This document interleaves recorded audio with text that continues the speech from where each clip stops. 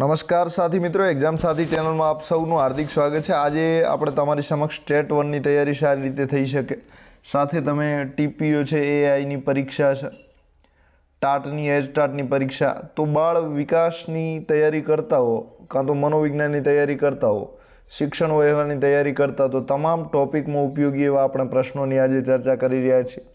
તો ખાસ કરીને ટેટ 1નો જે સિલેબસ છે એના બાળ વિકાસના જે ટોપિક છે એ પ્રમાણે આપણે ચર્ચા કરીએ છીએ। તો સૌપ્રથમ પ્રશ્નોત્તરી જે વિકાસની સંકલ્પના તમારે છે, તો વિકાસને અસર કરતા પરિબળો, તો એના સંદર્ભિત આ પ્રશ્નોત્તરી છે, તો આપણે ચર્ચા કરશું। સાથે એક્ઝામ સાથી ચેનલ સબસ્ક્રાઈબ ન કર્યું તો કરી લો। સાથે ટેટમાં પૂછાય એ રીતના પ્રશ્નો છે, સાથે કન્ટેન્ટ તમારે કઈ રીતે વાંચવું, વિષય વસ્તુ કઈ રીતે વાંચવું, એમાં તમને મદદ મળશે। અને આ મેથડના પ્રશ્નો છે, એટલે કે તમારે જે બાળ વિકાસનું મોડ્યુલ છે પીટીસીનું, અને કઈ રીતે અભ્યાસ કરવો, એમ જેમ પ્રશ્ન તમે વાંચશો કે આવા પણ પ્રશ્નો પૂછાઈ શકે છે, તો એના આધારે તમારે કઈ રીતે વાંચવું એનો તમને આઈડિયા મળશે। તો આ પ્રશ્ન તમને તમારી તૈયારીમાં 100% મદદરૂપ થશે। સાથે એક્ઝામ સાથી ચેનલને સબસ્ક્રાઈબ કરો, વિડીયો પસંદ પડે તો લાઈક કરો, મનમાં કોઈ પ્રશ્ન હોય તો કોમેન્ટ અચૂક કરી શકો છો। વિકાસની પ્રક્રિયા વિશે નીચેનામાંથી કયું વિધાન સાચું નથી? તો અહીં બધા વિધાનો 4 આપેલા છે, ABCD, તો એમાંથી એક સાચું નથી એ તમારે શોધવાનું છે। તો આમાંથી કયું સાચું નથી?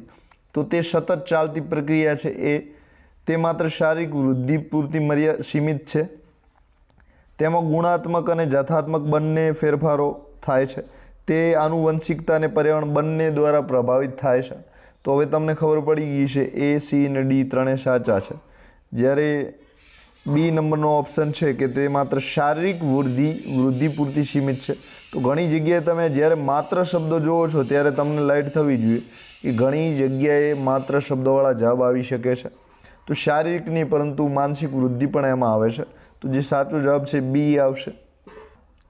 અધ્યયન એટલે શું? તો એ ફક્ત શાળામાં મેળવેલું જ્ઞાન, બી જન્મજાત વૃત્તિઓ, સી છે અનુભવ અને મહાવરા દ્વારા વર્તનમાં થતો કાયમી ફેરફાર, ડી છે બીમારીના કારણે થતા વર્તનના ફેરફારો, તો ડી તો નહીં આવે। પછી અધ્યયન એટલે જન્મજાત વર્તન છે એ પણ નહીં આવે, અને ફક્ત શબ્દો આવ્યો છે તો શાળામાં મેળવેલું જ્ઞાન પણ નહીં આવે, તો જે સાચો જવાબ છે કયો આવશે? તો અનુભવ અને મહાવરા દ્વારા વર્તનમાં જે કાયમી ફેરફાર થાય છે એને આપણે જ્ઞાન કહીએ છીએ, તો સી જવાબ સાચો છે।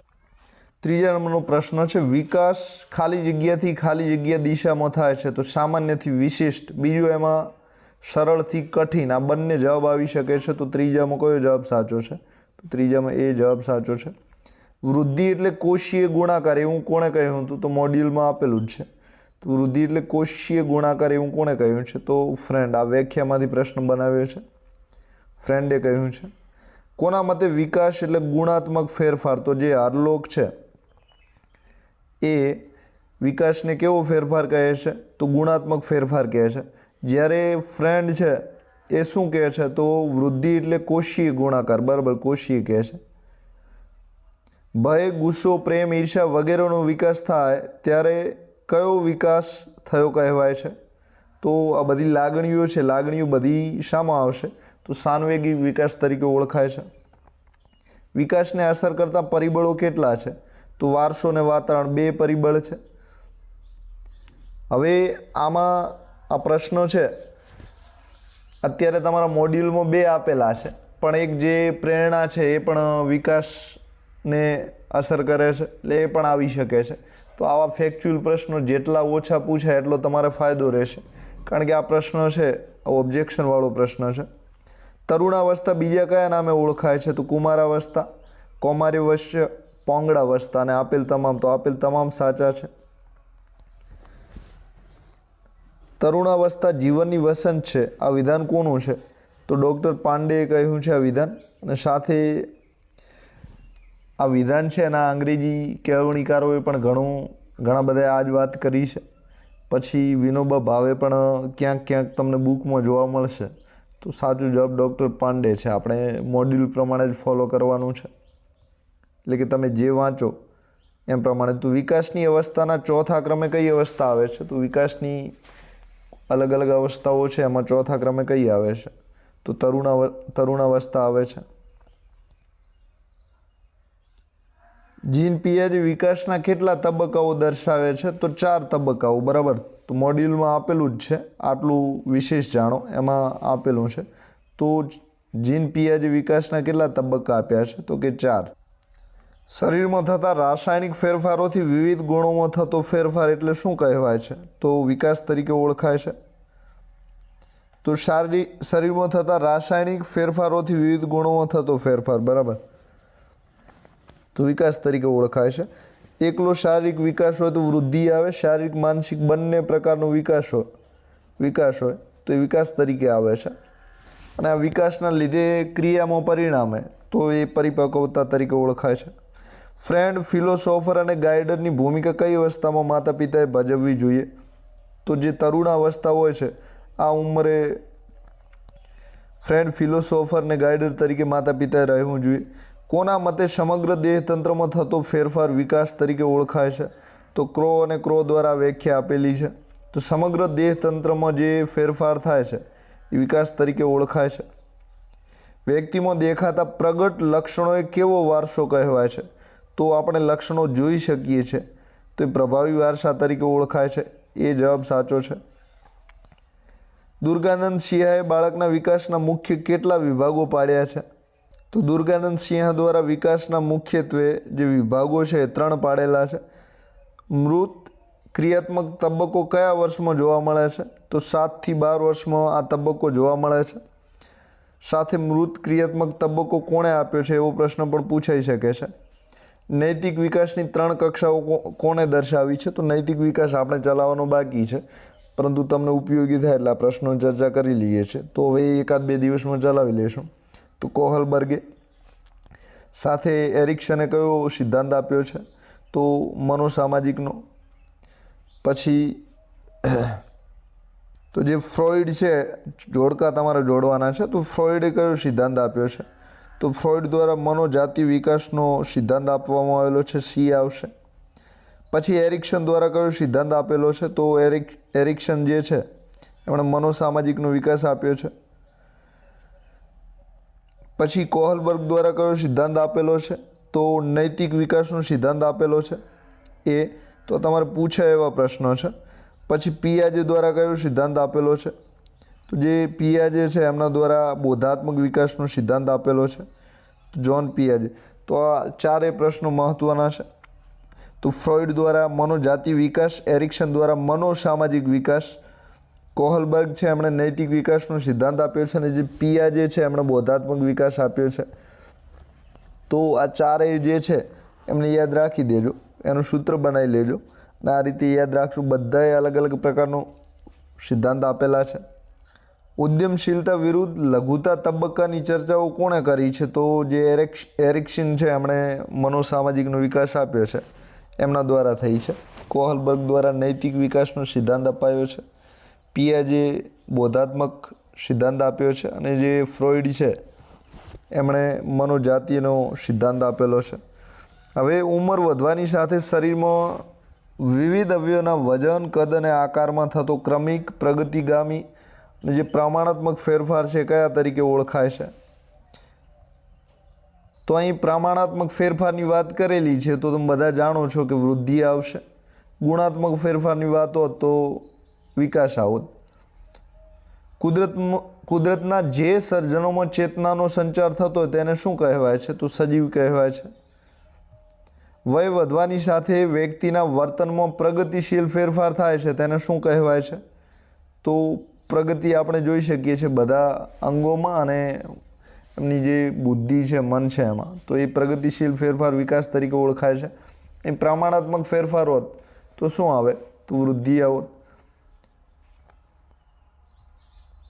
માનવ જીવનના અનોખા કાળ તરીકે કયો કાળ ઓળખાય છે? તો જે શિશુવસ્થા છે એ અનોખા કાળ તરીકે ઓળખાય છે. જીવંત પ્રાણીના વિવિધ અંગોના સંપૂર્ણ વિકાસ કરવાની જે કુદરતી પ્રક્રિયા છે અને પરિપક્વતા કહેવાય છે. તો સંપૂર્ણ વિકાસ, તો વિકાસના બધા જ પાસાનો જેમાં સમાવેશ થાય છે એને શું કહેવાય છે? તો પરિપક્વતા કહેવાય. વૃદ્ધિમાં માત્ર શારીરિક પાસાનો સમાવેશ થાય છે, જ્યારે વિકાસ છે એમાં શારીરિક અને માનસિક બંને પાસાનો વિકાસ થાય છે. જ્યારે પરિપક્વતા એવી વસ્તુ છે કે એમાં સંપૂર્ણ વિકાસનો સમાવેશ થાય છે. બાળ વિકાસના મુખ્ય 3 વિભાગો કોણે પાડ્યા છે? તો દુર્ગાનંદ સિંહાએ. આ પ્રશ્ન આપણા અભ્યાસક્રમમાં નથી એટલે નહીં પૂછાય. વૃદ્ધિની પ્રક્રિયા ક્યારેથી શરૂ થાય છે? તો ગર્ભાધાનથી શરૂ થઈ જાય છે. તો બી જવાબ સાચો છે. હિન્દુ શાસ્ત્ર પ્રમાણે વિકાસની પ્રથમ અવસ્થા કઈ છે? તો બ્રહ્મચાર્ય અવસ્થા છે. તો બ્રહ્મચાર્ય આશ્રમ છે. તો આ જે 4 અવસ્થાઓ છે, બીજા નંબરમાં ગૃહસ્થાશ્રમ છે, ત્રીજામાં વાનપ્રસ્થ અને ચોથામાં સંન્યાસ છે. તો અલગ અલગ કુલ 4 અવસ્થાઓ છે. કઈ અવસ્થા જીવનનો સંક્રાંતિકાળ તરીકે ઓળખાય છે? તો તરુણાવસ્થા સંક્રાંતિકાળ તરીકે ઓળખાય છે. તો જીન પિયાજે 7 થી 12 વર્ષના ગાળાને કઈ અવસ્થા તરીકે ઓળખાવે છે? તો મૂર્ત ક્રિયાત્મક તબક્કા તરીકે ઓળખાવે છે. સાથે ઉંમર કઈ છે? 7 થી 12ની ઉંમર છે. સાથે જીન પિયાજે કયો સિદ્ધાંત આપ્યો છે? તો જે જીન પિયાજે છે એમણે બોધાત્મક સિદ્ધાંત આપ્યો છે. બોધાત્મક વિકાસના તબક્કાઓ કોણે દર્શાવ્યા છે? તો જીન પિયાજે. કેટલા તબક્કા છે? તો 4 તબક્કાઓ દર્શાવ્યા છે. કયા વર્ષના સમયગાળાને મૃત ક્રિયાત્મક તબક્કો કહે છે? તો 7 થી 12 વર્ષનો જે તબક્કો છે મૃત ક્રિયાત્મક તબક્કા તરીકે ઓળખાય છે. અમૂર્ત ક્રિયાત્મક તબક્કાનો સમયગાળો કેટલો છે? તો 12 વર્ષથી આગળનો સમયગાળો છે. અમૂર્તનો મતલબ છે તર્ક કરતો થાય, સંકલ્પનાઓ સમજે. દાખલા તરીકે પેન છે તો પેનની વ્યાખ્યાને બધું સમજે એ અમૂર્ત કહેવાય છે. જ્યારે પેન ને પેન તરીકે ઓળખે છે, વસ્તુ તરીકે ઓળખે છે, એ મૃત કહેવાય. બરાબર. નીચેનામાંથી વિકાસની અવસ્થાઓનો સાચો ક્રમ કયો છે? તો 4 અવસ્થાઓ ઓળખવાની છે આપણે. તો જે સાચો ક્રમ આપણે મોડ્યુલ પ્રમાણે ફોલો કરવાનો છે. બરાબર. તમારે બીજું નથી જોવાના. તો એમાં જન્મ પૂર્વની અવસ્થાઓ આપેલી છે, પછી બાલ્યાવસ્થા, તરુણાવસ્થા અને પુખ્તાવસ્થા, અને છેલ્લે વૃદ્ધાવસ્થા. બરાબર. તો આ રીતના તબક્કાઓ છે અલગ અલગ. તો અત્યારે આ શૈશવ, બાલ્ય, તરુણા, પુખ્તા અને વૃદ્ધા તમે યાદ રાખી શકો છો. સાથે આપણે જે મોડ્યુલમાં આપેલો છે જન્મ પૂર્વેનો તબક્કો છે, બાલ્યાવસ્થાના તબક્કા છે, તો એ તબક્કા પણ તમારે ખાસ યાદ રાખવાના છે. એ નામ બદલીને એ તબક્કા પ્રમાણે પણ પૂછાઈ શકે છે. હવે સામાજિકરણની પ્રક્રિયાનો અર્થ શું છે? તો સામાજિકરણના અલગ અલગ ઓપ્શન આપેલા છે. તો આપણે સાચો જવાબ જ ચર્ચા કરીએ. તો સમાજના મૂલ્ય, ધોરણો અને વર્તણૂકો શીખવાની જે પ્રક્રિયા છે એ સામાજિકરણની પ્રક્રિયા કહેવાય છે. તો અહીં તમે અમુક ઓપ્શન જોશો તો પણ ખબર પડી જશે કે જવાબ તરીકે ના આવી શકે. સામાજિકરણની પ્રાથમિક અને સૌથી મહત્વપૂર્ણ પાસું કયું છે? તો સામાજિકરણમાં સૌથી ઉપયોગી વસ્તુ હોય તો કોણ મદદરૂપ છે? તો કુટુંબ. બરાબર. તો પ્રાથમિક પૂછ્યું છે એટલે કુટુંબ આવશે. બરાબર. ત્રીજા નંબરનો પ્રશ્ન છે, બાળકના વ્યક્તિત્વનો પાયો અને મૂળભૂત સામાજિક કૌશલ્યો ક્યાં નંખાય છે? તો કુટુંબમાં નંખાય છે. બરાબર. તો પાયો અને મૂળભૂત અને પ્રાથમિક આવી તમામ બાબતો હોય ત્યાં શું લાગુ પડે છે? તો કુટુંબ આવે છે. શાળા બાળકના સામાજિકરણનું કયું એજન્ટ છે? તો જે કુટુંબ છે એ પ્રાથમિક છે. તો શાળા કયા નંબરે આવશે? દ્વિતીયક, બીજા નંબરે આવશે. 6થા નંબરે છુપાયેલ અભ્યાસક્રમ એટલે કે હિડન કરિક્યુલમનો સંદર્ભ કયા સામાજિકરણના એજન્ટ સાથે છે? તો એ કુટુંબ, બી સહપાઠી. ત્રીજા નંબરે શાળા છે, ચોથા નંબરે મીડિયા છે. તો એનો જે સંબંધ છે એ કોની સાથે છે? તો કે શાળા સાથે છે. તો છુપાયેલો અભ્યાસક્રમ વાત છે તો શું આવશે? શાળા આવશે. બાળકો સમાન સ્તરે સામાજિક કૌશલ્ય કયા એજન્ટ પાસેથી શીખે છે જ્યાં કોઈ વડીલની સત્તા હોતી નથી? તો સહપાઠીઓ. સમાન સ્તરની વાત કરેલી છે તો સરખું લેવલ. તો એમાં શું જવાબ આવશે? તો કે સહપાઠીઓ આવશે. તો 6થામાં સી સાચો છે. કિશોરાવસ્થામાં સામાજિકતાના વિકાસમાં કયું એજન્ટ સૌથી વધુ પ્રભાવશાળી બને છે અને ઓળખની શોધમાં મદદરૂપ થાય છે? તો કિશોરાવસ્થાની વાત છે તો મિત્ર સમૂહ છે એ સૌથી વધારે મદદ કરતા હોય છે. તો સી જવાબ સાચો છે. 8 નંબરનો પ્રશ્ન છે, બાળકોને સમાજના નવા ઔપચારિક નિયમો, શિસ્ત કોણ શીખવે છે? તો જે સાચો જવાબ છે એ કયો આવશે? તો કે શિક્ષકો આવશે. એટલે કે શિક્ષકો દ્વારા એને આ શીખવા મળતું હોય છે. તો બી જવાબ સાચો.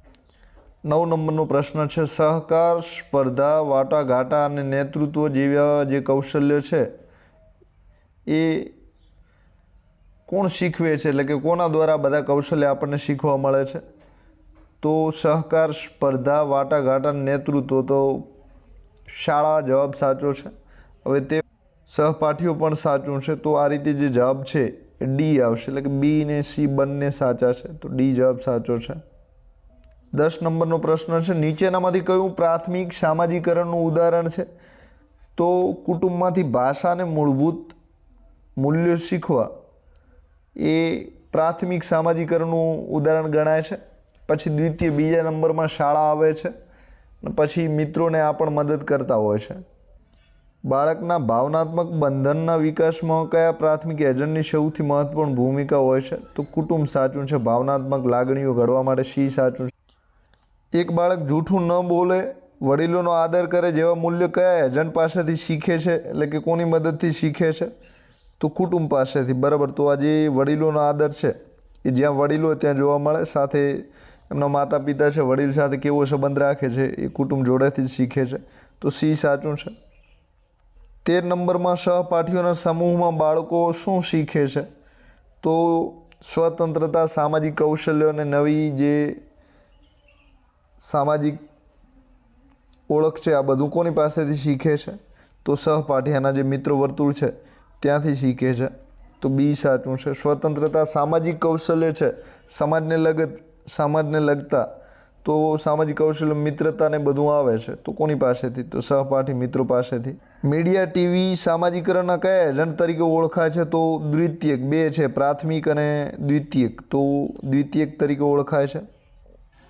શાળામાં બાળકો કયા પ્રકારના સંબંધો બાંધતા શીખે છે?